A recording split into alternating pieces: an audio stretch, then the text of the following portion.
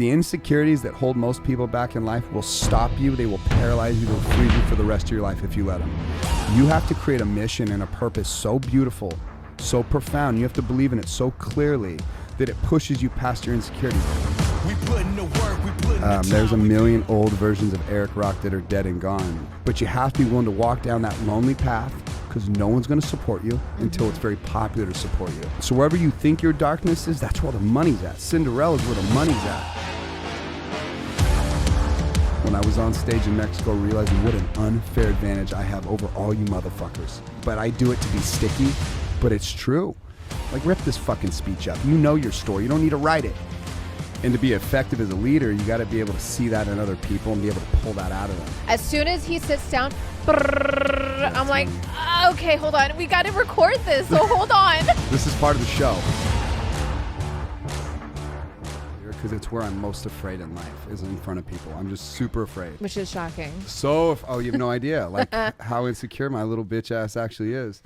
Because I just always want to be a people pleaser. I always want to make people happy. And so being on stage, you have to confront that reality. Yeah. But I'm on stage and I had this moment where I just went quiet. I kind of went numb, and I'm watching all these eyeballs in the audience. Just, you could feel the pen drop in the background. My pen actually fell, and I could feel it, like it felt like the floor moved. We're recording, right? Okay, yeah, let's keep all of this. This flows so good. Yeah, I know. As soon as I should know this by now with you. Me? As soon as he sits down, I'm like, okay, hold on. We got to record this, so hold on. This is part of the show. So let's just, no, I like this. This would be a good gateway. I'm okay with doing this because it shows how real the episode is. Like, I kind of got that from you. I noticed you were talking to your back guy, and I was like, you know what? Don't make it perfect. Yeah, don't make it perfect. And I'm such a perfectionist. Yeah, you suffered with people pleasing. I'm a perfectionist. It's all money, yeah. So, okay. Really, really quick, before we get into it, because we have so much to talk about in so little time, I have a feeling this is going to be like a second. We're going to have to do like a second one. Let's go. But please welcome this titan of transformation and luminary in the world of entrepreneurship and personal development. With over 20 years of experience, he has honed his craft as a visionary coach, empowering individuals to unlock their full potential and achieve unparalleled success in both business and life, all while slaying dragons. Please welcome Mr. Erik Rock. Oh, thank you, Kelly. Yay, you feel that? All that money? Feel all that money in the room? So much money in here. No, thank you. That was cool. Yeah, appreciate you. Yeah, thank you so much for taking. You just flew in from Mexico. Yeah. And then before that was Dubai. Yeah. And before that was Africa. And then before that was these islands out in the Indian Ocean. So I'm on a lot of different time zones that are kind of blending together. Mm-hmm. But I was just in Mexico in front of a really unique audience. I actually love this audience in Tulum. Very earthy, organic audience, but people that want to perform well in life. They want to take their business to the next level. And so, yeah, I was in Mexico bleeding my little heart out for all these incredible people. Oh, I love that. Life in the light on the stages. Yeah. No, I love that very much.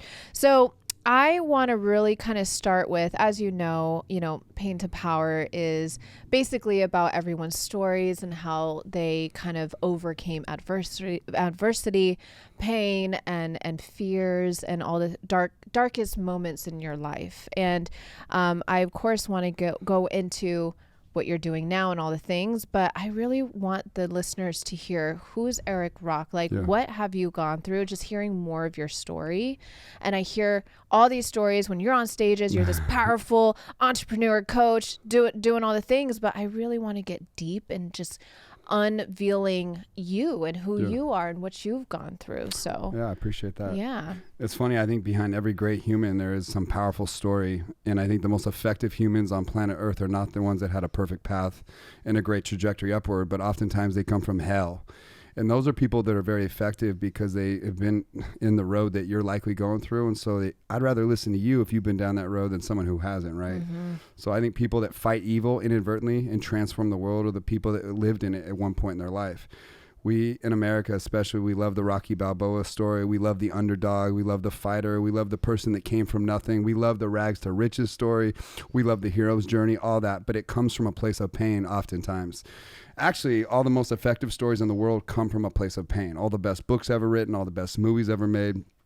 So I love that you've tapped into that yourself. So have I. And I don't think that you can really be effective in life unless you learn how to tap into pain.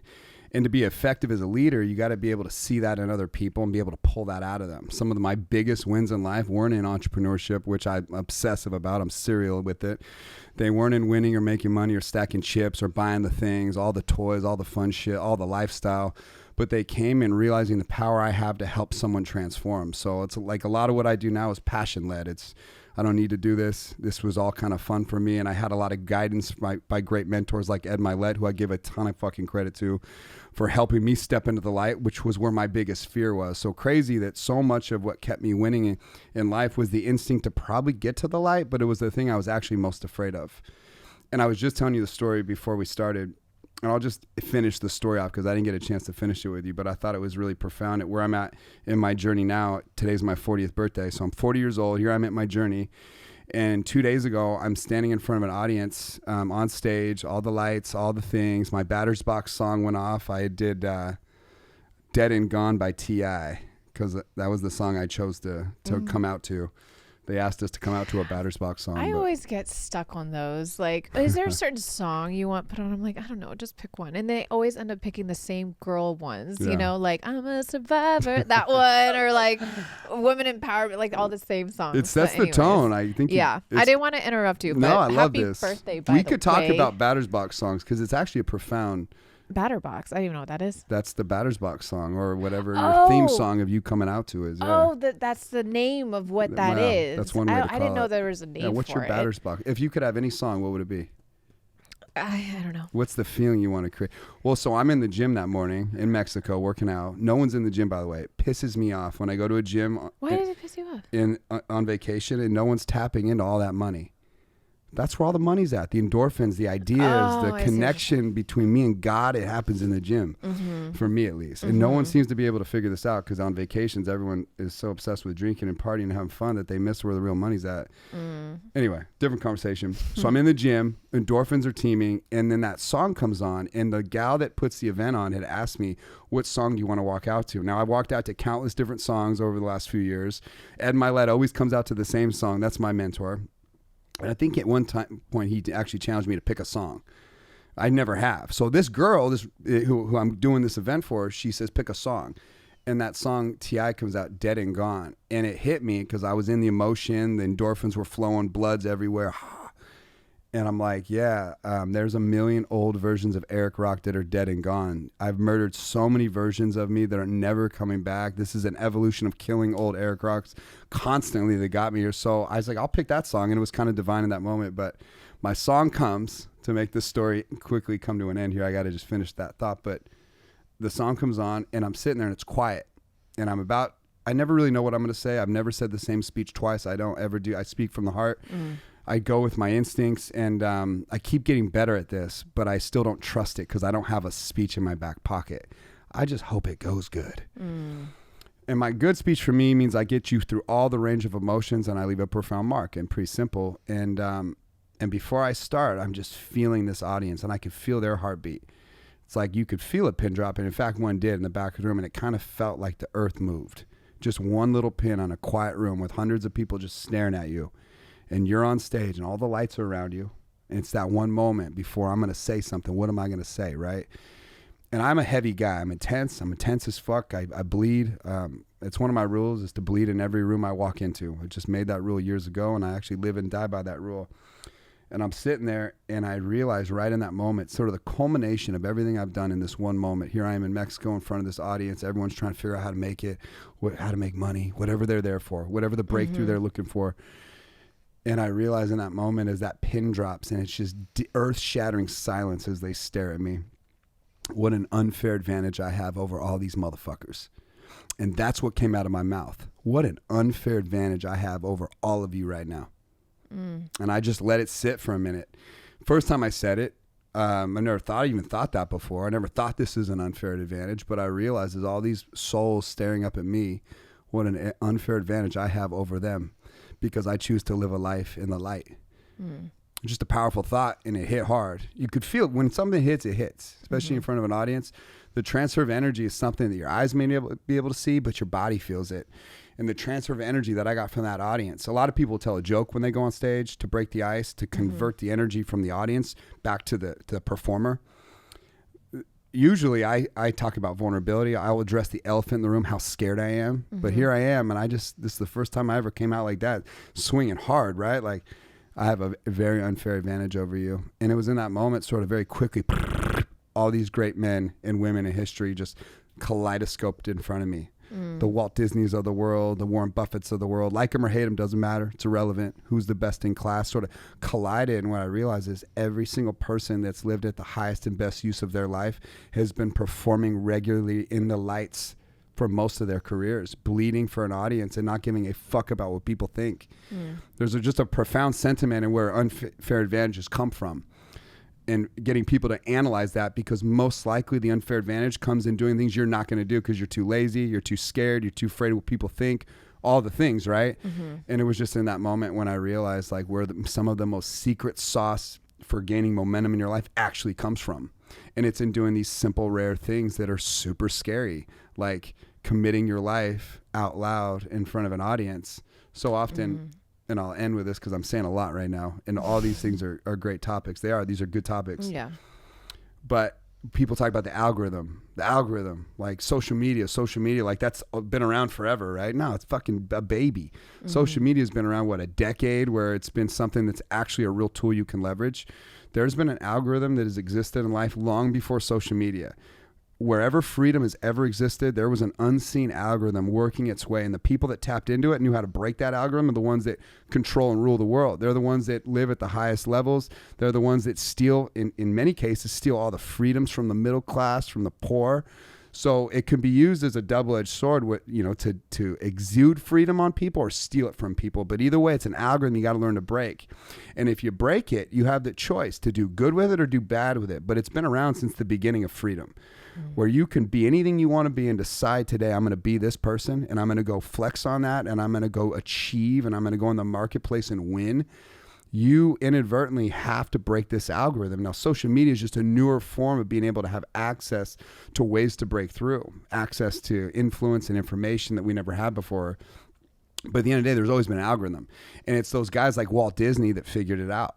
Those people that were willing to step in the light and accept all the ridicule that comes along with it. Because most people don't think, most of it's hate at first. And in fact, even my dear friend Jessie Lee, who just passed away, I realized she was at the height of her power before she died. She literally was a giant woman in this world of personal development, of stepping out in the light, finding the power of your voice. But most of her career, all she had was hate, visible hate, people slinging mud all day at her. And the trick is, and I learned this from Jessie Lee, that's where the money's at.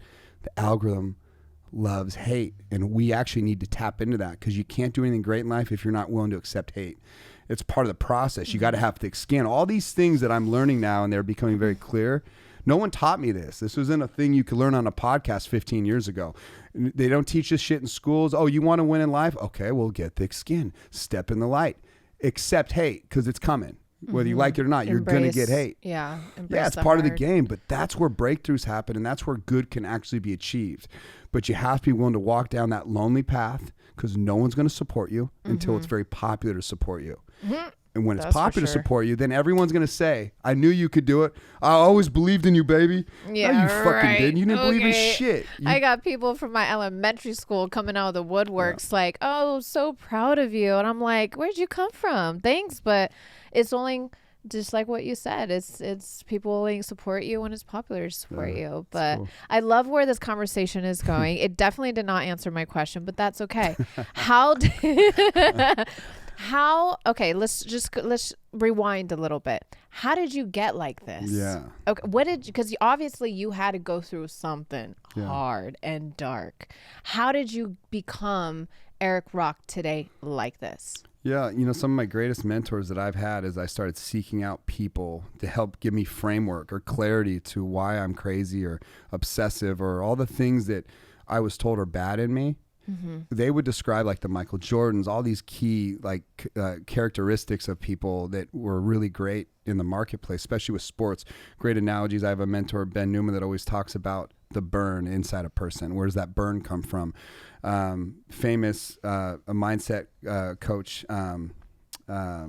Michael Jordan's mindset coach, Tim Grover always talks about darkness as being the sort of the key component that is necessary to be the best in class. What is the darkness that Michael Jordan has to tap into to override not only the competition that's around him, but the competition inside himself as he looks in the mirror? Like, how do you overcome all those obstacles? He calls it darkness. So there's different ways to frame this, for sure. And it's cool. So now that I'm here, I could have probably skipped a lot of steps had I learned to tap into this and create a framework to understand my own instincts as a child. But so much of that, what made me as a kid, was I was fighting for something at a very young age. And for my story, I never had a biological father as a small child. And I don't discredit my stepdad who came into my life at a certain point. But somehow that set the tone for the Erik Rock that's seen today, when it was just me and my mom, no dad. And I think it really set me up for a life of fighting for something. No freebies are ever given to the people that I think achieve the greatness. They tap into where there's some fight at an early age. And I was always fighting to be seen by my stepdad. As he entered that equation and filled that fatherly role, I wasn't his son. I wasn't a blood, child of his. And he had a son already, my older stepbrother. And I felt like I was competing against that love that he naturally would have had for his son. Again, like, I didn't know this at the time, but I look back and said, why was I such a good student? I was a straight A student. I fought hard. I worked so hard. I was obsessive. I was a gym rat at 13 years old. And I realized I was always a fighter. I kept my room spotless. I was obsessively clean. You could say I had OCD. Give me all the things. He had ADD, ODD, whatever they are. I probably had them all. I was a ball of energy, but I felt like as a kid, I was always fighting for something. And when I look back, I was really fighting just to be loved and to be seen.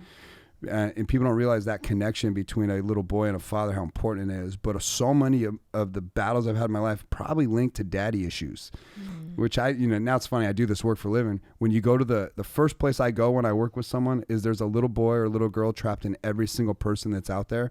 And they carry your best memories, the best smells, the best thoughts you've ever had. And they also carry the worst. And when I go back, when I think about what makes me who I am today, a lot of people would describe me as crazy, obsessive, just over the top. What's your definition of crazy? Well, I won't stop. Like, I'm just like, illogically won't stop. Like, tell me it's going to fail. Like, like, challenge me with shit. Yeah. Like, that's crazy for me. And that, it can be off-putting to a lot of people. And it was I think this is my thing. I haven't really had this conversation with my old man, but I think that was really off-putting to my stepdad at the time. Who's a dad? He's a dad to me now. There's nothing to heal. Like, if so many years of my life, I thought this was a problem, that I was fuck you. There's all this fuck you energy. That's what it is. It's fuck you energy to everyone. Proving myself to everyone, even to him. Watch me. I'm going to do it one day. And so many of the wins that I'd have as a child that I thought were wins because I worked hard for them. I'd say, Dad, you see this? And I'd be putting all these wins. Even as an adult, every time something good happened, I call my dad. See this, Dad? You see me? Do you see me now? Look what I'm doing, Dad. And I didn't realize it may have been projected as arrogance at some point, or like I'm bragging. And all I wanted to do was be seen. Do you see me yet, Dad? Do you see me? Are you proud yet? Are you proud yet? And like, I don't think I ever came to grips with how obsessive that made me, but it's what kept me winning. It's what kept me fighting longer than the next guy when the next guy quit.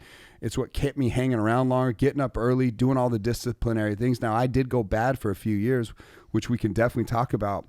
But the seed of Erik Rock that was born as a child came from the necessity of fighting to be somebody so that someone would love me. Now, gift or not gift, I've chose to repurpose that story as power. Instead of let it being a detriment to me, I realized, like, well, that's my greatest source of energy, so I should lean the fuck into it. This is money. Like, I can't be upset anymore. And so this is where I'm deadly. And we're jumping around a lot because there's a lot of valuable topics here. But when you get to a place later in life, it always happens later in life, and I could help connect this dot in young people because now I have the wherewithal and the framework to do it. But I didn't have mission in my life. I didn't have my purpose. Now that I have mission and purpose, I could take that raw instinct that keeps me fighting longer than the next guy, which was just darkness. I rebrand the story. I put it to purpose, and now I'm very deadly, and you can actually connect me to God much greater. I could die today and feel like, I'm not afraid of death anymore, nearly as much as I am. It softens the blow of death when I know that I'm now living in my highest and best use. I found my purpose. I've put logic and reasoning to all the things that I never had logic and reasoning to attach them to. And that was some of these raw instincts that you're asking about of where the pain exists as a child. I have one story that I debated telling. I was so eager to never disclose this, but I realized like what a great connector this story was to so many children in the marketplace. Interestingly enough, I feel like, again, like this is my story from my perspective. I felt like for a lot of my life, I was Cinderella. And what a sad story it was for little old Erik Rock. Poor me, Cinderella, right? What a little bitch you are. Like this is how I talk to myself. But I felt like that. And then I look back as an adult now, I'm looking back on how I felt about that little boy that was like Cinderella in my own family, a totally different existence than my stepbrother. He had a different life than me, a different reality, a different emotion was attached to everything he did. And I had to live in the same fucking room with this guy. My little baby sister was born, who was the angel of the family between my mom and my stepdad. First girl born in 4 generations in a family. Like that's a lot of love there. Here's this kid in the middle that's nothing. Like I just felt like nothing. And so I had to fight to be seen and fight to be someone. Cinderella. No, Cinderella had a lot of character. She was beautiful. The animals loved her. She was really sweet. She's the one that won in the end. She's the one that had the fucking princess castle. Like, no, Cinderella's a gift. Thank God she had to clean all those floors and mop up all the time. And thank God it was unfair for her. Because look at the ugly stepsisters. No offense, but they're not that pretty. They don't have any character. They're not classy. The prince definitely doesn't want to be with them. This is all money's my point. So wherever you think your darkness is, that's where the money's at. Cinderella's where the money's at. And the story that I debated telling was it was a story of my brother's 16th birthday compared to my 16th birthday. And I would never ever use this story to shame anyone. Why would I do that? But I realized like if you can help people, if you can help children, if you can connect a lot of dots to people's pain and help repurpose it into power, then you should. But it was actually a really cool story of a 16-year-old brother that I had who's exactly a year older than me. His birthday's February 23rd, 1983. Mine is February 26th, 1984. So it's cool to have such a close proximity to a brother who's 1 year ahead of me. Every lick he got, I was right a year behind. So his 16th birthday was something very special. He had a very wealthy grandfather who wasn't necessarily my grandfather, become my step-grandpa. I admire the man greatly. His name was Dick Rock. And he had what at the time I thought was a very wealthy stepmother, or his mom was wealthy. She was a pharmacist. So by today's standards, I don't know how wealthy she was. But when I was a little kid, I thought she was the rich woman. And so Rem had all this way to kind of manipulate reality between his mom and his grandpa. And then my parents who were fighting and struggling for money all the time. It was a very hard existence because they argued about money day and night. My dad went through some really hard times, got burned by some really bad people, and I watched him struggle for years. But now I admire him so greatly for all the things I didn't see are the now things I love about him and admire about him, and they're the good that I've taken from him. And all his faults were the things that I don't blame him for anymore because they were actually gifts. But this was one of those times as a child that hurt really bad. I didn't understand it because Rem... We came out of high school. I'm 15, Rem's 16, and there's all these balloons in the parking lot, like balloons that are like illogical sized balloons. They look like little mini hot air balloons. Like what a cool experience this was for this guy who went to a nice private school, Catholic school, where there was lots of fancy cars in the parking lot. And that was the gift of his grandparents to gift us there, to get there. It was not easy for my parents, but I had to go there since Rem did. You know what I mean? I just know it was a fight to go there. We come out of school and there's this broken down minivan with like a missing door and spray painted on the side of it says "Happy Birthday Remington" and like orange spray paint. I'm pretty sure it had a missing door, but I'll never forget I got inside of it and all the kids are there. This is before social media or before phones. And I think that there was even photography there. I feel like they had, what a gift for a 16-year-old kid, right? Yeah. The whole thing's a joke. And it's meant to embarrass him. But I remember getting in this car, like just laughing my ass off. I didn't even know this was going to happen. And the whole like cup holder had filled with cigarettes, like old burnt out cigarettes, ashtray, these nasty van. And my dad came up to my brother and I was right next to him. He whispered in his ear, now all the kids are making fun of Rem. Like, it's so cool. Like, what a gift for a 16-year-old to actually experience something like this. And my dad whispered in his ear, he goes, hey, after baseball practice, go to Papa's house. And like, I didn't know, but I knew something special was going to happen. And so we went to baseball practice. We had to actually start this fucking car. We drove it home. My brother, and God bless him, my brother drives this fucking van home. Like gas is smoking. I remember smelling like oil in the car, thinking this thing's going to blow up. But we got it we Humpty did this thing all the way to the house, and sitting in that driveway was a brand new Jeep Wrangler, red with the tan top, the big tires. I remember there was like 5 miles on it. Like so cool. That was Rem's dream car at 16. So that was his experience as a child at 16. Yeah. And I'll hide this little thing that's making all this noise. I'm like, what is that? Throw this over there. So this is this really great experience, right? And so I'll never forget, a year later, fast forward, it's my 16th birthday, and this is the poor me, right? The bitch Erik complaining, or that had pain that he was fighting through. But like, what a gift this actually was. I woke up on my 16th birthday and I looked out that window just thinking, I know they can't afford it. It's probably not going to happen. But there's no car there. Okay, I get it. It's hard times, probably nothing. And I went out to go eat breakfast, and my dad was out there reading the paper, eating cereal, and he was stressed out. My dad had a lot of stress in that point in his life. He was like losing weight, losing hair, stress, so worried about money. And the pharmacy, my grandpa's pharmacy, just wasn't doing good. And the big chains were coming up, just times were changing. And my dad's pressure of keeping it all together was very high. And in fact, it led to bankruptcy. Mm-hmm. So it was a hard time in his life. So I just hate telling the story without giving some context, but he never said happy birthday to me. And I sat next to him and he just continued to read the paper. So I left. I didn't say a word. It was my 16th birthday. I went back to my room, got changed, went to school that day. And I'll never forget, okay, school's out. It's 3:00 or whatever. And I remember walking out, I was like, there's probably nothing going to be there. Don't get your hopes up. But maybe there'll be something, and some balloons in the parking lot. You were hoping. Nothing. Oh, dude, nothing. You were hoping. Like, fuck. And then I was like, well, maybe there'll be something at home when I get home after baseball practice for me. And so I get all at home, nothing. Oh. And it's okay. Like, the part of this whole fucking story is even the dumbest little thing like that will be carried with you to adulthood. Mm-hmm. And you don't know why it drives you or makes you fight harder than the next guy, or makes you do bad things. So pain is a double-edged sword. It can make you hit the crack pipe, or it can make you one of the biggest winners in the world. Yeah. Like, who knows what you're going to do with it. But I've always found the people that rise to the best, they leverage these odd little stories. Now, that was one of countless. I have 100 stories like that in my childhood. Mm-hmm. And it's not meant to embarrass my parents or beat them up. Never would want to do that in a million years. Right. I love them dearly. They're like amazing now. Mm-hmm. Like, we do business together now.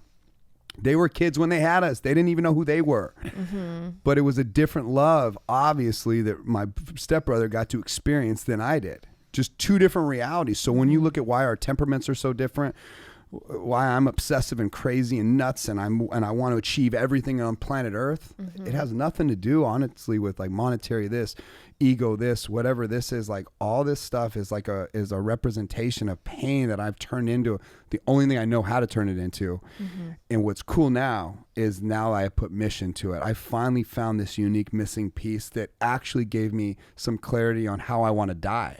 Mm-hmm. And I think most people in life never really find any of this. They don't know how to turn their pain into real purpose. They don't even understand what purpose actually is.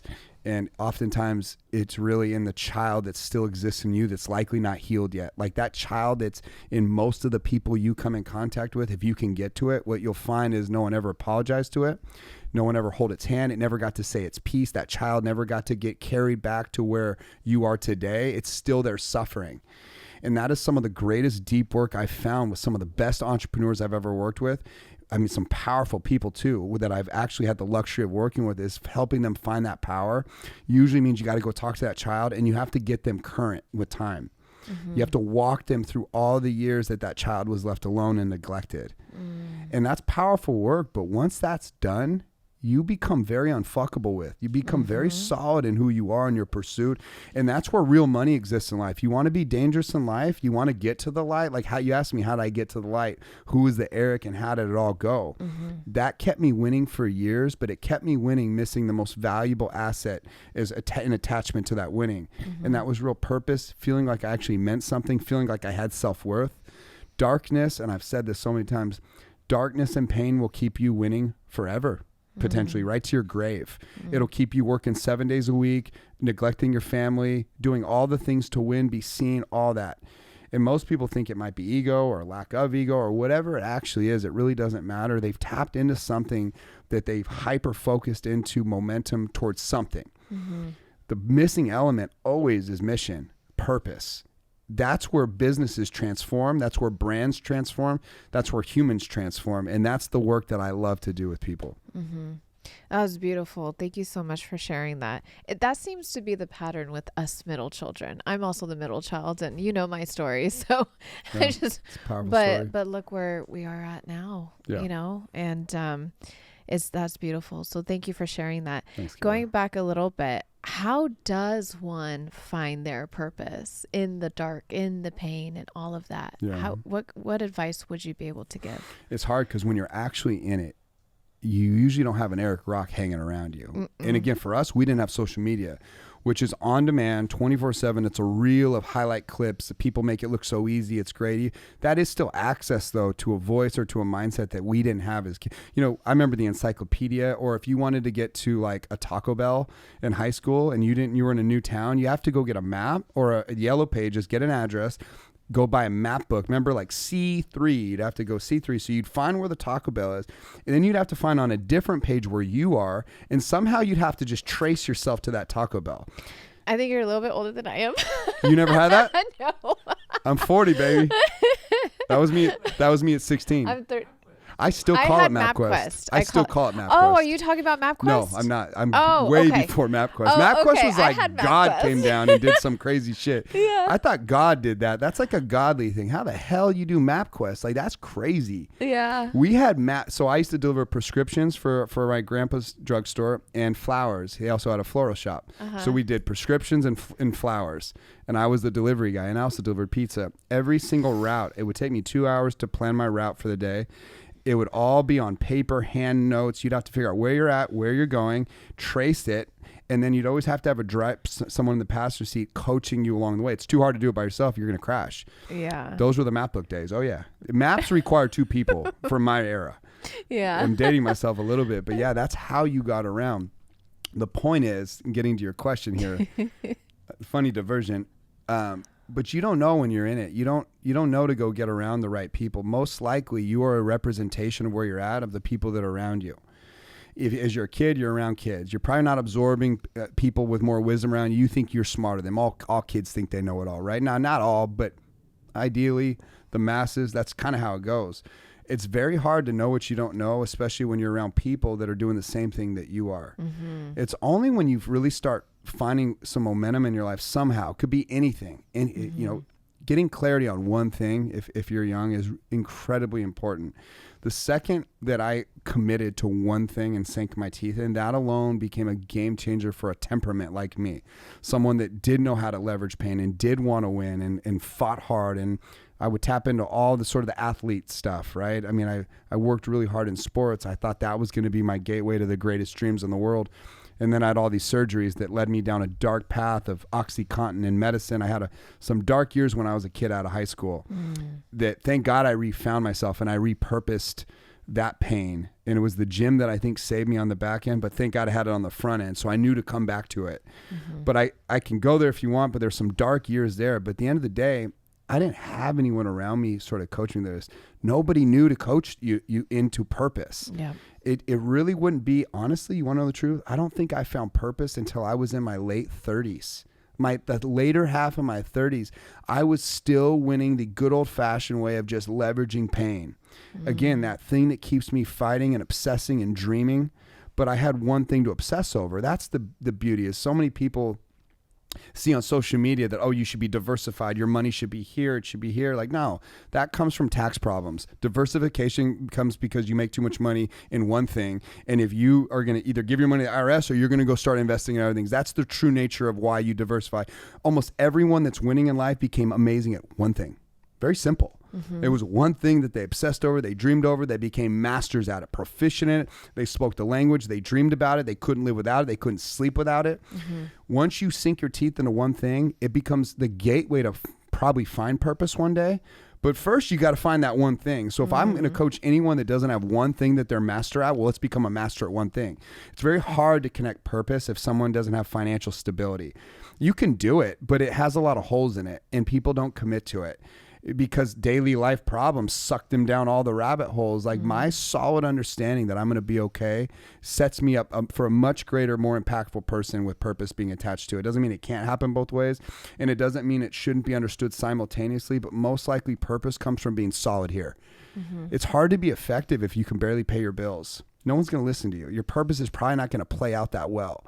You got to be a solid motherfucker where the market trusts you. People trust you, that you do what you say you're going to do. And that often is represented in your body. It's represented in your bank account. It's represented in your lifestyle. If you want to be an effective as a communicator, and purpose means you influence the world. You have an influence that helps. It doesn't mean you need to have a big mansion to be purposeful, by the way, but most likely just the reality of how it actually works, you should be solid here first. But if you get this right and you get this right, you become a deadly person to curate purpose into your brand, mission into your brand, into your business, whatever the thing is. But if you decide that you want to make mission and purpose your thing, like Mother Teresa did, that can work too. Like there's no one way to skin a cat here. There's a million ways you can do it, but I've just found ideally you need to know who you are first and become very good at one thing. And that's where you can slowly start bringing in mission and purpose. And again, it wouldn't be for me till my later 30s before I realized the power of it. And once I realized the power of it, I built a whole brand around it. My brand's mission is together we slay dragons. I wanted like a visual representation of my mission, of me pulling out a sword and standing up to this ugly, scary dragon. So together we slay dragons and max out our God-given potential. We wanted to get God in there. So I got all the things, and it actually is represented as a picture. Can my mission be a picture? If I can help you slay your greatest dragons and step into your God-given potential, what a beautiful mission. I could attach this to our furniture business, to my jewelry business, to all my real estate businesses. It doesn't matter now. Now that's kind of the spearhead of how we influence our customers. Like we don't sell furniture.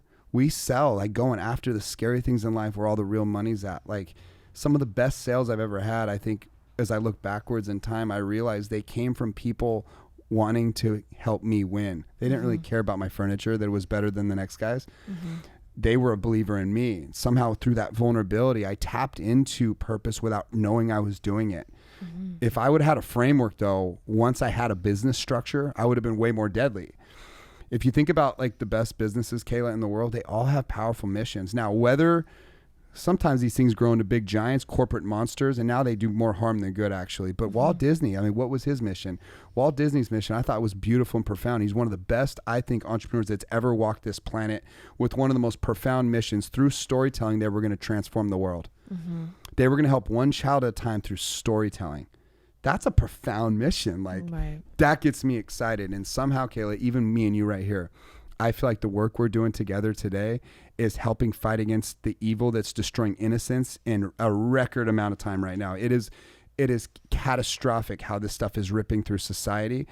And what got me to the light, this is so important for people that are listening, because a lot of people want to get to the light, but they're doing it for either the wrong reasons or they will never do it because they touch the hot oven. It's so hot, they back off. The insecurities that hold most people back in life will stop you. They will paralyze you. They will freeze you for the rest of your life if you let them.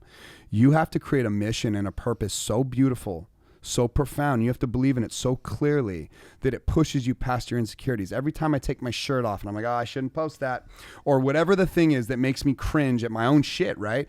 I will stop with putting out content to the world to impact, to stop the algorithm, to get you to go back, zoom in, digest my message. This is all part of the game. You got to kind of know how the rules of the game work. But I would be stopped dead in my tracks time and time and time again had I let my insecurities be the decision maker in that setup, because I'm so afraid of what people think. It was mission that really helped give me clarity why I'm going to push through that. Because at the end of the day, my mission is the only thing that's going to get me to do this stuff, because it's so uncomfortable. And that brings me to the bigger point.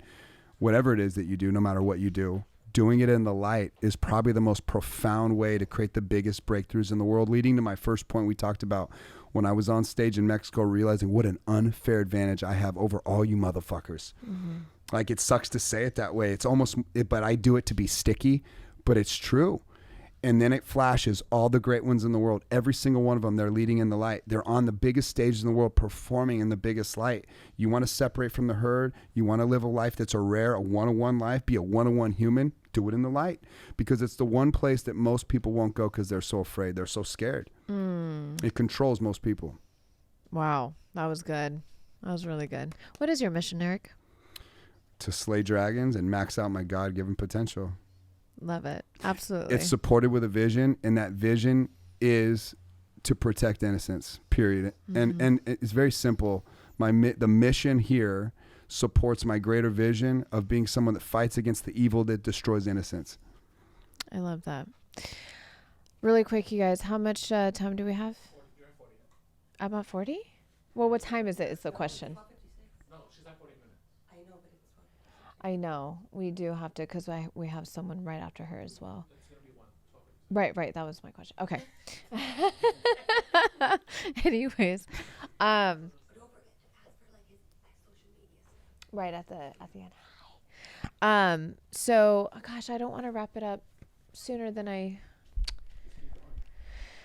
but then we're gonna cut into everybody else. That's why I'm like, so we'll just. I'm punchy as fuck, huh?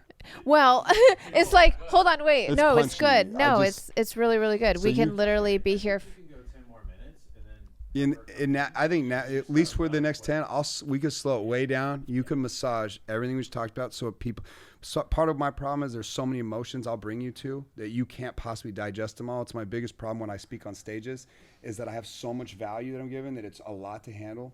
Now is a great time to pull it back and massage through some of this shit. It's really soften it up. Yeah. No. Well, first of all, thank you for sharing that. I think that's what a lot of people are going through. And you're right. It's very hard to try to find the meaning and the purpose of your life when you're going through the pain and the darkness. Yeah. So your advice would be just know who you are, right? Learn who you are. How does someone really figure that out? Because I think what the society is suffering from is self-identity. Yeah. People cannot seem to find that. Yeah. So what advice would you give for someone to find their identity, to find who they are so that they can find their purpose? I think having a direct, something to do, or, whatever you think that is, please share, because I think a lot of people are just really suffering with that. I think I like that you asked that question. Number one, I look at you as you asked me that question. I was like, oh, you're a great representation of it. Some of the most profound people I've ever worked with actually happen to just be women. Okay. I've worked with some women that I'm thinking of right now as you asked me that question, and they were already had power inside of them, but they were so broken primarily because they didn't have the self-worth they needed. And it's because they were going after all the wrong things in life. So often some of the best stories I've seen, especially in women, I'll just stay in this lane with women for a minute, because men and women are different for sure. The majority of my listeners are women. So this is this very is helpful. perfect. Yeah. This is so perfect. Yeah. So many of the most profound transformations I've seen come from when a woman realizes her worth. And a lot of women's worth, it's like, we got to have the big lips. We got to have the fake this. Like, we have to fit the part. We have to look a certain way, or someone won't love me, or the clock's ticking for me, so it's an unfair advantage. I feel attacked. I feel attacked, but go on. You're very beautiful, Kayla. No, but it's true. Like, this is how we've groomed society. Like, and so we think we got to do all that to find the self-worth, when in fact the reality is the real power that I've seen. Can I give you one story? Yes, I'll give you one please. story. Yeah. I think stories is an easier way to explain things than actually just telling facts. I started working with this woman that came to coach alongside with me, and it was clear she had a very powerful last name. Her ex-husbands were she had a few ex-husbands, but there were some powerful men, some of the most powerful men in the communities they served, big names. And by all outward appearances, she had it all together. She had beautiful blue eyes. She had dark features, very sexy girl, like exactly what you would think a woman should look like, that has it all together. It didn't take long to get beneath the hood of this beautiful human and realize how broken she is. She's been literally a slave her whole life and doesn't realize it, or she realized it but would never tell the world that. Nobody knew how broken she was.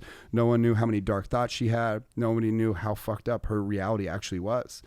And her self-worth was validated by all these men, okay, that she now was broken up with. And Which she is feels very common. Yeah, she feels like this washed up, woman in her late 30s with kids from different men, and who's ever going to love her again.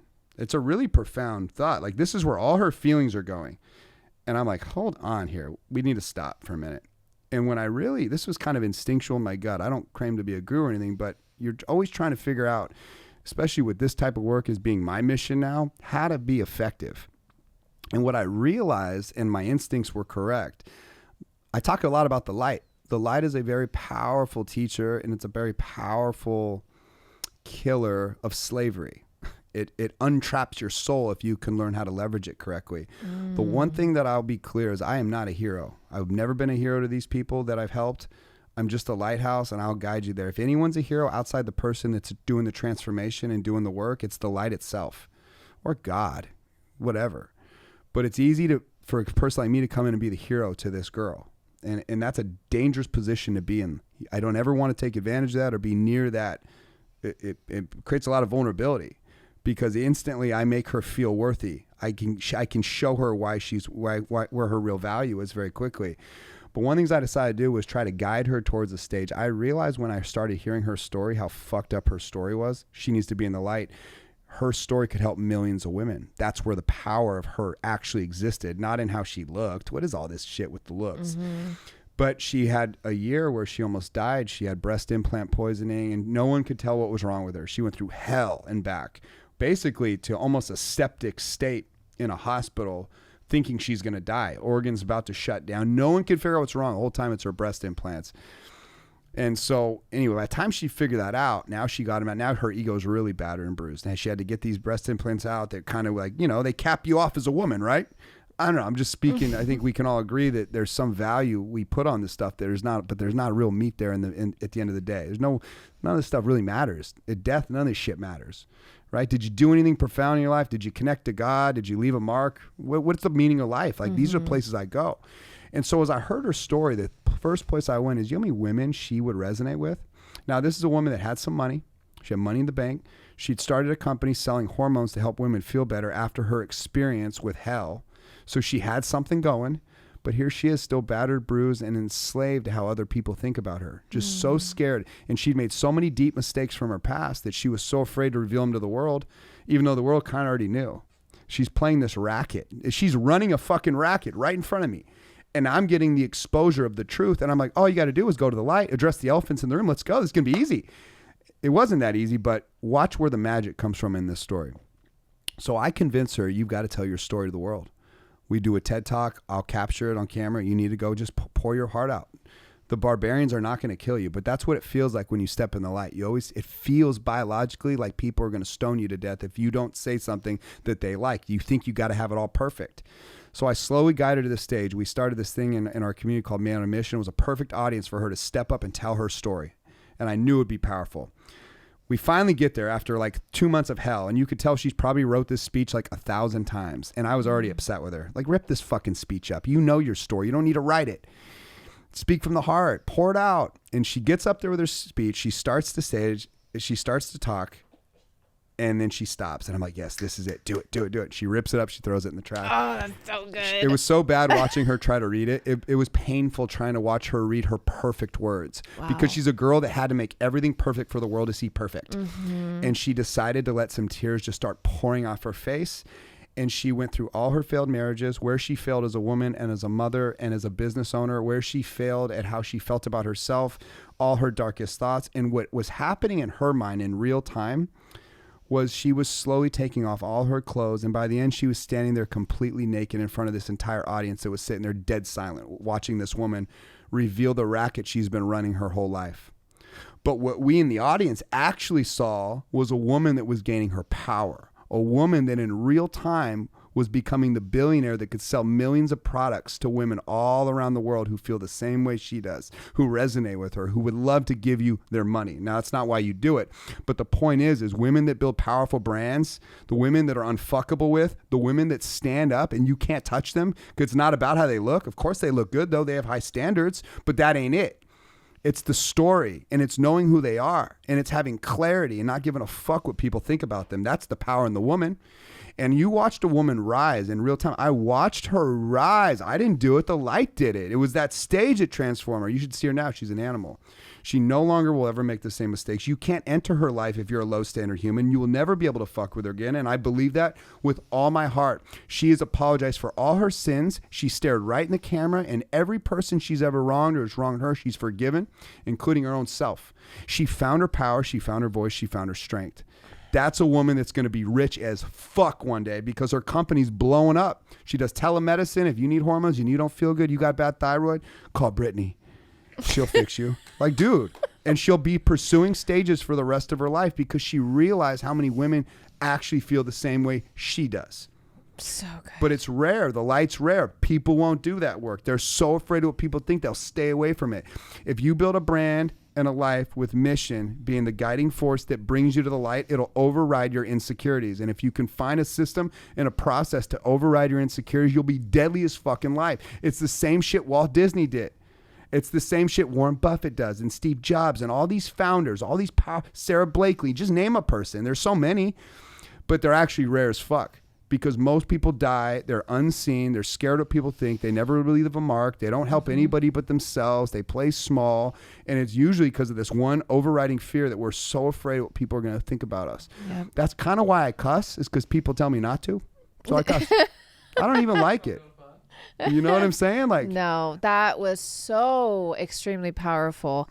And every single woman needs to hear this message. And they know this. They know this deep down. They just need to hear it more and more so that, because we all have power within us, you know, and with the society that we grow up in, especially us women, it's like, you know, our outside becomes our identity. Totally. And so when you see the power that you have, and that's where it starts, just like what you said, storytelling, telling your story, being relatable. That's why I've, you know, in my personal experience, I'm doing so much. And it started when I started sharing my story, connecting with people and helping them as much as I can. Yeah. And whatever business that is that you're running or whatever product you're trying to sell, that is exactly what you just said. That was so beautiful. I'm going to go ahead and end it there. Perfect. Because that was so powerful. But I do have 2 more questions I like to wrap up the show with. Okay. The number one is, if you could give one piece of advice to the listeners about overcoming the pain and fear, what would that be? Well, I think we talk so much about stepping in the light that I would say that go find the light, tell your story, and build a movement, an energy, a community, a commitment to an identity that's always in the light. And what I love about the light, it holds you more accountable than any coach ever could, any spouse ever could. The light holds you so accountable. It puts a lot of pressure on you to keep performing. You say you're going to do something in the light, well, you better do it. Because now you're going to have the burden of being all talk and no action. So my point is this, though, there's nothing that goes wrong by stepping in the light. Nothing goes wrong, but most people are so scared of it. And the second they touch it, it's so uncomfortable, they get right out of it. Just commit to being an identified person that's going to pour out in the light. Mm-hmm. Exposing yourself, That's being it. open and 100%. Vulnerable. It is scary, but I promise you guys, it gets easier. The more you do it, the more you surround yourself with the right people, it just gets easier. And you're helping yourself. Thank you for that. Yeah, and I would just slip this in there. There's enough market share to go around, I promise. Mm-hmm. There's so much evil in the world. There's so many children being raped and tortured right now all around the world. The more good of you stepping the light, saying your truth, helping one person at a time, the better evil is at hiding and going in a little cave and never coming out. Mm-hmm. But if you turn your head and you don't rise and you don't say a word, it just makes evil easier to access. I promise you, this work is profound. And when good men do nothing, that evil triumphs. I promise. Absolutely. Last question. In your definition, what does pain to power mean to you? In my definition, that is the greatest connector to God you could ever find, is when you turn the thing that you're most afraid of or you're most scared of or you're most embarrassed by, and you turn that into something that can help other people. That is doing God's work here on earth. Beautiful. I love that. Thank you so much, Erik. This was such a great episode. It's the epitome of pain to power. So I love this conversation. And if you would come back for a second, I would love that. It's in my neighborhood. Let's go. For sure. Thank you, Kayla. Appreciate you. Thank you so much, guys, for tuning in, and stay tuned for the next one. Socials. Oh, shit. Before you guys go, hold on. Before you go. We And I we just like cursed. organic moments. I'm sorry. I just cursed. I'm sorry. Well, I'm going to have to put explicit on this episode anyways. Yeah, it's okay. But it's okay. I know.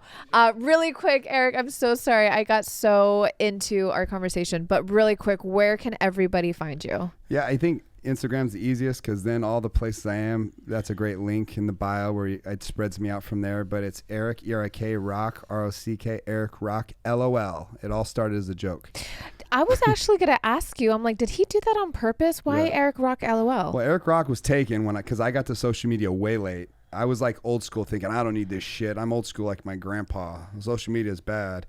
But so I got there late. Erik Rock was gone, even though it's a unique name and I spell it weird. So LOL, I put it on there because I hated doing it. Actually, I was a nightclub VIP host, and they made me get an Instagram handle, and I never used it for years and I just didn't use it, and so I did LOL because I was like just didn't want to do it. I thought it was a joke. It turned into not a joke, obviously, but yeah, Erik Rock, LOL. Oh, that's That's funny. all my handles everywhere I'm at. I've been able to secure that handle everywhere. I love that. And and while we're here, is there anything you got going on, coming up, speaking gigs, coaching, mentorships, classes? Like, what do you got going on? All that, yeah. I'll be All of speaking. it, yeah. I've been on a stage almost every single week for an entire year straight. I just came back from Dubai, from Africa. We were on a boat doing a TV show, which was crazy. Can you find Kayla a good husband? You know what? She deserves someone with insanely high standards. That's a high value human. I'll do work, but she's gonna Thank need you. someone that's rare as fuck. Just wear a hat. Are you my husband? Speed dating. Yeah, he's out there for sure. But Aw. they're not. No, the guy Kayleen's married is not a dime a dozen human. I promise you. Oh man, I know. Where you at? Where you at, hubby? I'm ready. Let's Keep go. our eyes out. Anyways, Keep doing you. This is amazing. It's cool to watch thank you, Eric, so much again. Yeah. Really appreciate it.